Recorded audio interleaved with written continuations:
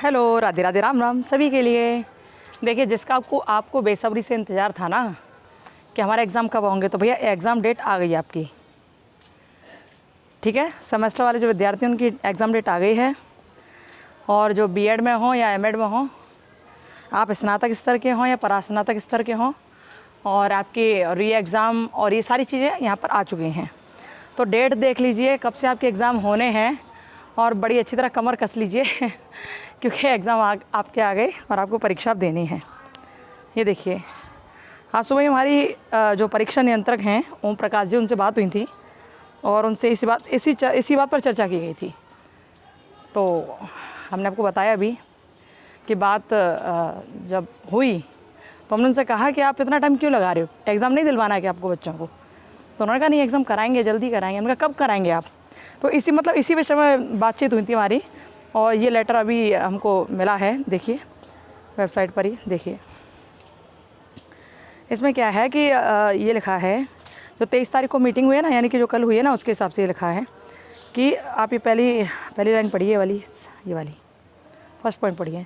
इसमें लिखा है, राष्ट्रीय शिक्षा नीति 2020 के अंतर्गत संचालित स्नातक पाठ्यक्रम के द्वितीय एवं चतुर्थ सेमेस्टर तथा परास्नातक द्वितीय सेमेस्टर मई 2023 की परीक्षाएं 17 नियमित के दृष्टिगत OMR बहुविकल्पीय पर कराए जाने की सहमति प्रदान की गई है। ठीक है, किसके लिए? परास्नातक और स्नातक के लिए। ओके, जिसमें 100 प्रश्न होंगे और 75 प्रश्न समय 2 घंटे में हल करना अनिवार्य होगा। 100 प्रश्नों में से 75 प्रश्न करने हैं, ठीक है, 2 घंटे में।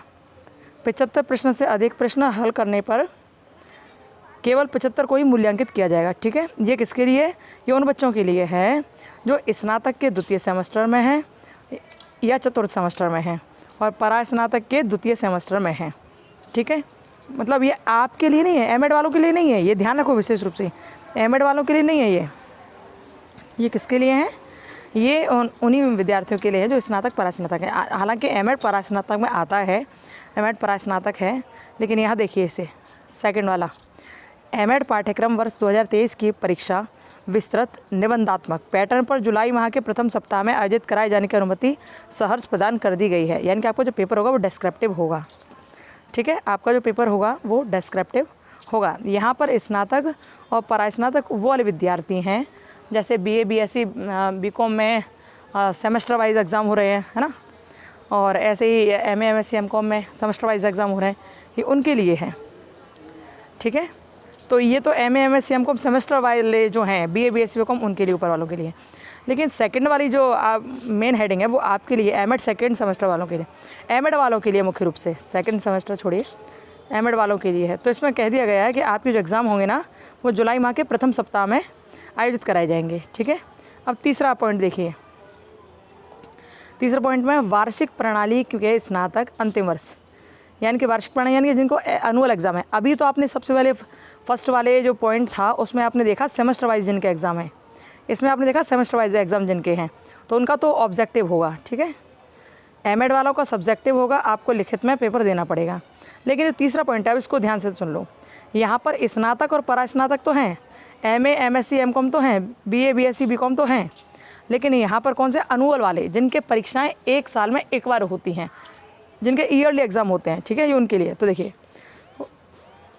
इसमें लिखा है, वार्षिक प्रणाली के स्नातक अंतिम वर्ष तथा परास्नातक वर्ष के जो विद्यार्थी स्नातक की द्वितीय वर्ष एवं परास्नातक की प्रथम वर्ष की पुनः परीक्षा में सम्मिलित हुए हैं, ऐसे परीक्षार्थियों को अंतिम वर्ष की परीक्षा में औपबंधिक रूप से सम्मिलित होने की अनुमति इस आशय से प्रदान की गई है कि उनका अंतिम वर्ष का परीक्षा परिणाम पुनः परीक्षा परिणाम के अधीन रहेगा। ठीक है, साथ ही परीक्षा समिति द्वारा समस्त संबद्ध महाविद्यालयों के प्राचार्यों को निर्देशित किया गया है कि वह पुनः परीक्षा के परीक्षार्थी जिनका पुनः प्रवेश परीक्षा में सम्मिलित होने के कारण नहीं किया गया है, वो भी औपबंधिक प्रवेश देते हुए अंतिम वर्ष का परीक्षा आवेदन पत्र पूर्ण करना सुनिश्चित कराएं। मतलब ये है कि जो अपना री एग्ज़ाम दिया था ना, चाहे वो स्नातक स्तर के विद्यार्थी हों, चाहे वो परास्नातक के हों, है ना, यानी कि UG हों या PG हों, जिन्होंने अपना री एग्ज़ाम दिया था, तो भैया अब आपका री एग्ज़ाम जो है ना उसका रिज़ल्ट पहले आएगा, उसके बाद उसके बाद आपका ये फॉर्म भरा जाएगा। लेकिन ये सारी प्रोसेस बिल्कुल एक साथ ही होगी। तो ये कह दिया गया है यदि बाई चांस रिजल्ट भी ना आए तो भी इन्हें अगली क्लास के लिए आप इनका परीक्षा फॉर्म भरवा देना। इस तरह से है कुछ, ठीक है। तो वैसे तो आपका रिजल्ट पहले आएगा, आज अखबार में भी दिया था, पहले रिजल्ट आएगा री एग्ज़ाम वालों का, उसके बाद ही परीक्षा होगी। ये देखिए स्नातक पाठ्यक्रम के वर्ष 2015 से 22, ये देखिए स्नातक पाठ्यक्रम के वर्ष 2015 से 22 के अंतिम वर्ष के विभिन्न पाठ्यक्रमों में, अब ये उन विद्यार्थियों के लिए जो 2015 से 22 तक के विद्यार्थी हैं, यानी कि जिसका 2015 में लास्ट ईयर था, जिसका 2015 में फाइनल ईयर था, 2016 में फाइनल ईयर था, 2017 यानी 22 तक जिनका फाइनल ईयर था, उनके बारे में बात कर रहे हैं कि स्नातक पाठ्यक्रम के वर्ष 2015 से 22 तक के अंतिम वर्ष के विभिन्न पाठ्यक्रमों के ऐसे अभ्यर्थी जो अपने किन्हीं एक विषय के एक प्रश्न पत्र अथवा 2 प्रश्न पत्रों तथा परास्नातक पाठ्यक्रम के 2017 से 22, यानी परास्नातक के लिए 2017 से 22 और स्नातक स्तर के 2015 से 22, जो विद्यार्थी एक विषय के एक प्रश्न पत्र अथवा 2 प्रश्न पत्रों, परास्नातक पाठ्यक्रम के 2017 से 22 तक के अंतिम वर्ष के अभ्यर्थी जो एक प्रश्न पत्र में अनुत्तीर्ण होने के कारण अपनी उपाधि पूर्ण नहीं कर पाए, यानी कि जिन्होंने 2015 से 22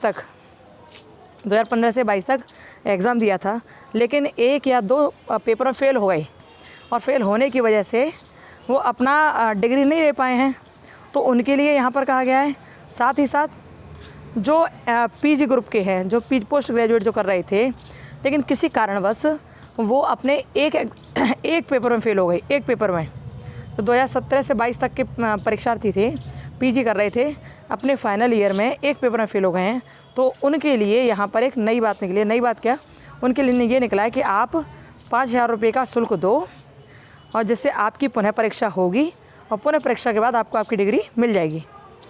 ऐसा इस तरह से यहाँ पर कहा गया है, ठीक है। तो कुल मिला कर ये आपके एग्ज़ाम का, भैया मौसम चल रहा है एग्ज़ाम का, बढ़िया तरह एग्ज़ाम दीजिए, अच्छी तरह से दीजिए। ये ध्यान रखना है कि सेमेस्टर वाइज जो एग्ज़ाम होने हैं वो OMR बेस्ड होंगे। जो एमएड के एग्ज़ाम हैं वो यहाँ पर निबंधात्मक यानी कि डिस्क्रिप्टिव टाइप होंगे विस्तृत रूप से। और बाकी आपने ये पढ़ ही लिया है कि आपका जो यूजी और पीजी वाले विद्यार्थी हैं जिनका रिज़ल्ट अभी आया नहीं है री एग्ज़ाम वालों का, तो उनका रिज़ल्ट आएगा, फिर तुरंत ही आप अपनी अगली कक्षा में प्रवेश कर पाओगे। रिज़ल्ट भी नहीं आता तो आप पहले ही फॉर्म भर लिए जाएंगे आपके, वो लोग सबमिट करेंगे उन्हें। ओके, चलिए। और ये बात उन विद्यार्थियों के लिए है जो 2015 से 22 तक के हैं, 2017 से 22 तक के हैं, यूजी और पीजी वालों के लिए। यदि इसमें कुछ समझना है तो आप बताइएगा, ठीक है। ओके, और कोई बात हो तो प्लीज़ इन्फॉर्म। ओके, चलिए फिर मिलते हैं। Bye, Radhe Radhe, Ram Ram, bye bye.